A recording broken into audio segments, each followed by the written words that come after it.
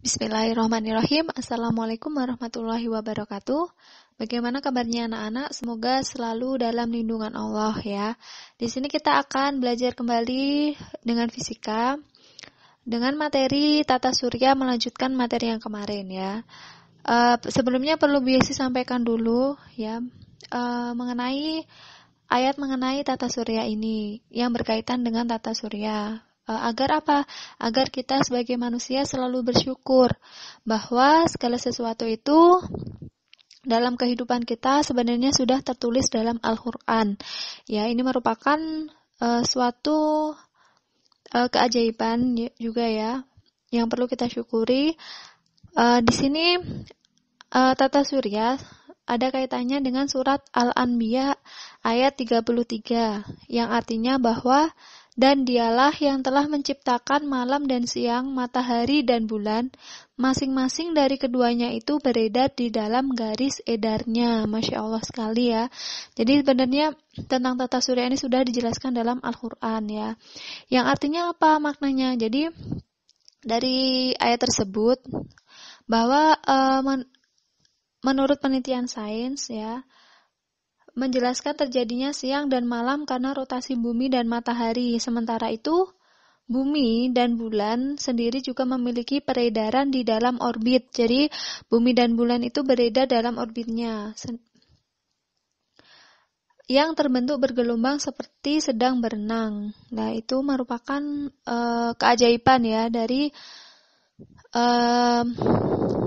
ciptaan Allah. Jadi sebelumnya, jauh sebelum semuanya tercipta, sebenarnya sudah tertulis dalam Al-Quran. Yaitu tadi hikmah kita mempelajari terus tentang Al-Quran ya. Sekarang kita masuk ke materi. Untuk bahasan pertama kita bahas mengenai satelit. Diperhatikan dengan baik-baik.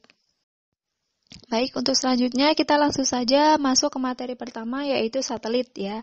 Satelit di sini merupakan benda langit lainnya yang juga termasuk anggota tata surya. Satelit ini disebut juga sebagai pengiring planet. Kenapa? Karena satelit beredar mengelilingi planet dan juga bersama-sama dengan planet mengelilingi matahari. Nah, dari keseluruhan satelit, hanya 5 satelit yang berukuran sama atau lebih besar daripada bulan, sedangkan sisanya lebih kecil daripada bulan. Kemudian ada satelit Jupiter yang disebut dengan Ganymede, merupakan satelit yang paling besar, sedangkan satelit Saturnus yang disebut Titan, ini merupakan satelit terbesar kedua ya. Jadi kedua satelit ini itu diketahui mempunyai atmosfer. Itu tadi sekilas tentang asteroid. Kemudian, maksudnya tentang satelit, kita selanjutnya akan bahas mengenai asteroid. Selanjutnya kita membahas mengenai asteroid ya. Silakan diperhatikan gambarnya dengan baik-baik ya. Di situ tadi itu kan ada yang bintik-bintik yang berwarna putih, lah itu merupakan asteroid ya. Jadi asteroid atau bisa disebut juga planetoid itu merupakan planet-planet kecil yang jumlahnya puluhan ribu dan mengorbit mengelilingi matahari. Lah letaknya di mana? Jadi letak orbit asteroid ini sejajar dengan ekliptika bumi dan terletak di antara orbit Mars dan Jupiter. Coba kalian lihat, silakan diperhatikan di antara orbit Mars dan Jupiter. Lah di situ kan ada bintik-bintik putih-putih. Lah itu merupakan gambar dari asteroid. Kemudian diameter rata-rata asteroid itu hanya 2 km.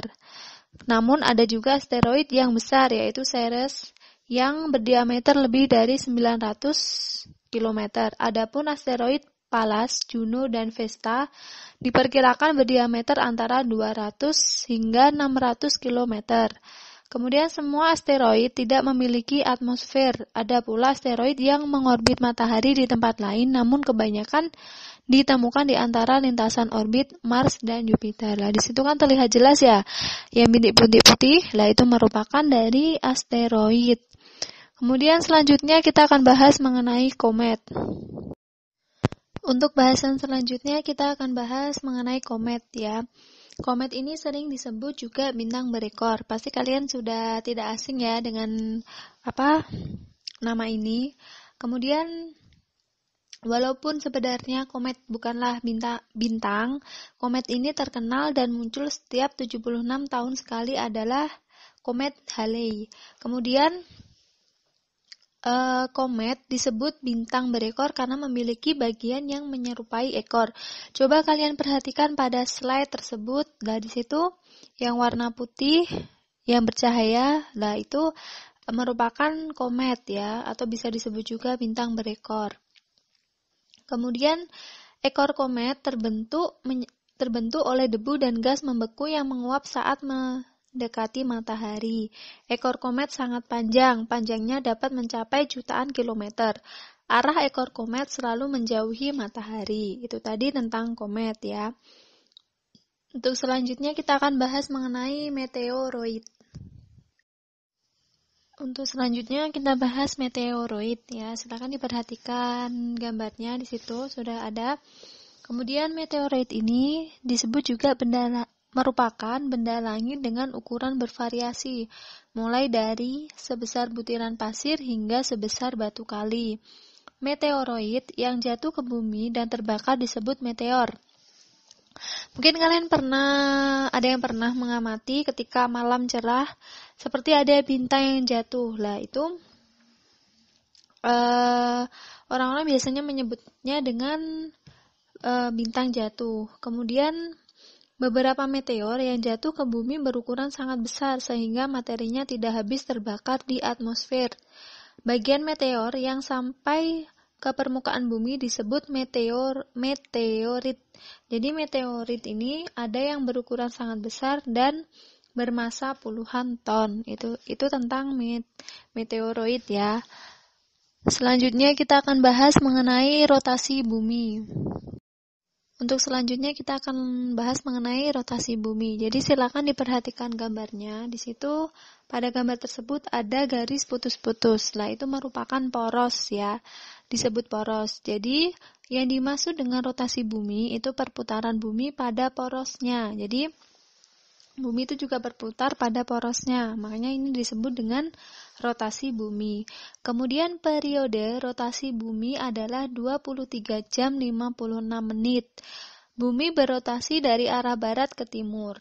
Nah, kemudian pasti kalian akan bertanya, dari rotasi bumi ini sehingga menyebabkan apa saja ya. Jadi Masya Allah sekali, Allah menciptakan segala sesuatu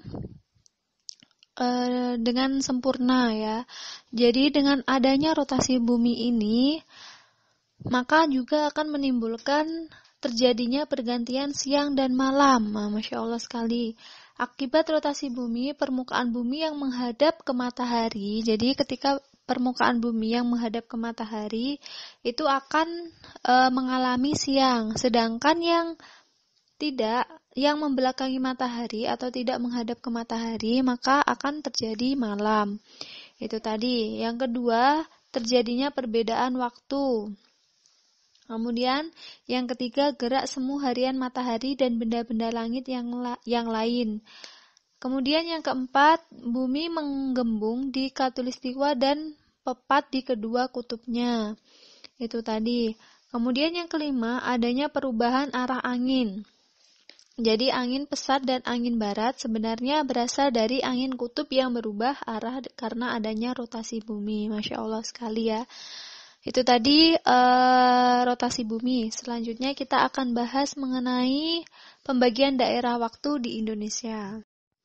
Selanjutnya kita bahas mengenai pembagian daerah waktu di Indonesia. Silakan dilihat di gambarnya, itu merupakan peta dari wilayah Indonesia ya. Jadi untuk pembagian waktu, maksudnya untuk memudahkan orang mengetahui letak suatu daerah waktu, maka bumi dibagi berdasarkan garis meridian. Pasti kalian akan bertanya, apa itu garis meridian? Jadi garis meridian ini merupakan garis lingkar yang melewati kutub utara dan kutub selatan bumi. Kemudian Indonesia mempunyai 3 bujur standar, ya, yaitu 105 derajat, 120 derajat, dan 135 derajat BT.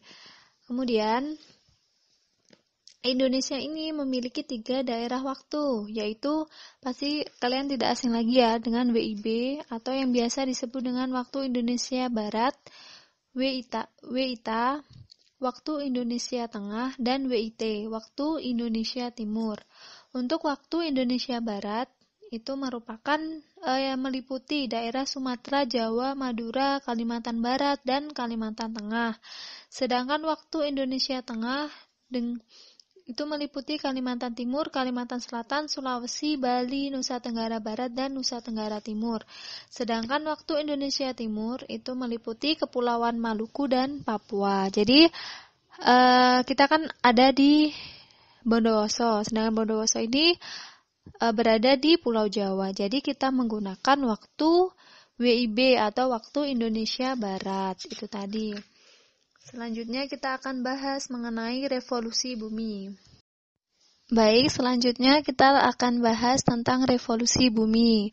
Apa itu revolusi bumi? Pastinya kalian sudah tidak asing lagi ya. Jadi revolusi bumi itu merupakan gerak peredaran bumi mengelilingi matahari pada garis edarnya. Kemudian berapa waktu dalam peredarannya? Jadi bumi mengelilingi matahari itu dalam waktu 365,25 hari untuk sekali peredaran. Kemudian akibat revolusi bumi itu yang pertama terjadinya perubahan musim, yang kedua terjadinya perbedaan namanya siang dan malam di belahan bumi utara dan belahan bumi selatan, yang ketiga terlihatnya rasi bintang yang berbeda-beda dari waktu ke waktu dalam 1 tahun. Jadi kalau kalian mungkin pernah dengar, jadi dahulu orang menggunakan munculnya rasi bintang ini sebagai patokan musim. Kemudian yang keempat, gerak semu tahunan matahari. Gerak revolusi bumi ini tidak dapat diamati. Adapun yang dapat diamati adalah berpindah-pindahnya tempat terbit dan terbenamnya matahari sepanjang tahun. Itu tadi sekilas tentang revolusi bumi. Selanjutnya kita akan bahas mengenai gerhana bulan. Untuk selanjutnya kita bahas mengenai gerhana bulan. Silakan diperhatikan pada gambar tersebut ya. Jadi bagaimana gerhana bulan itu terjadi? Gerhana bulan itu terjadi jika kedudukan matahari, bulan, dan bumi berada dalam satu garis lurus, sehingga nanti akan terjadi gerhana bulan. Seperti pada gambar tersebut kedudukannya ada bulan, bumi, matahari, ya kan? Kemudian ukuran matahari yang jauh lebih besar dibandingkan dengan bumi menyebabkan terbentuknya 2 jenis bayangan bumi, yaitu bayangan inti atau bisa disebut umbra yang sangat gelap dan bayangan kabur atau bisa disebut dengan penumbra. Kemudian seluruh proses gerhana bulan dapat terjadi dalam waktu 6 jam. Namun di daerah yang berada dalam bayangan ini hanya berlangsung sekitar 40 menit. Itu tadi tentang gerhana bulan. Selanjutnya kita akan bahas mengenai gerhana matahari. Selanjutnya kita bahas mengenai gerhana matahari. Sekarang Bu Yesi ada pertanyaan. Gerhana matahari ini terjadi pada siang atau malam hari? Kira-kira yang mana? Ya, jadi gerhana matahari ini terjadi pada siang hari. Sedangkan yang kita bahas sebelumnya tadi, gerhana bulan, itu terjadi pada malam hari. Kemudian kapan gerhana matahari ini terjadi? Jadi, gerhana matahari ini terjadi jika matahari berada dalam satu garis lurus dengan bulan jika dilihat dari bumi. Silakan kalian perhatikan di gambarnya. Pada saat terjadi gerhana matahari, bayangan bulan jatuh ke permukaan bumi. Kemudian ukuran bulan yang lebih kecil dari bumi menyebabkan bayangan bulan hanya menutupi daerah yang sempit saja. Bayangan bulan juga membentuk umbra dan penumbra. Orang yang berada di daerah umbra akan melihat gerhana matahari total, sedangkan yang ada di daerah penumbra akan melihat gerhana matahari sebagian. Pada saat terjadi gerhana matahari sebagian, orang di tempat yang ditimpa bayangan bulan masih dapat melihat matahari walaupun sangat kabur. Kemudian gerhana matahari total itu terjadi sangat singkat, di mana hanya terjadi selama 6 menit saja. Itu tadi sekilas tentang gerhana bulan dan gerhana matahari. Semoga materi yang telah Bu Yesi sampaikan bisa bermanfaat. Jangan lupa bersyukur dan dipelajari lagi materi-materi selanjutnya ya. Wassalamualaikum warahmatullahi wabarakatuh.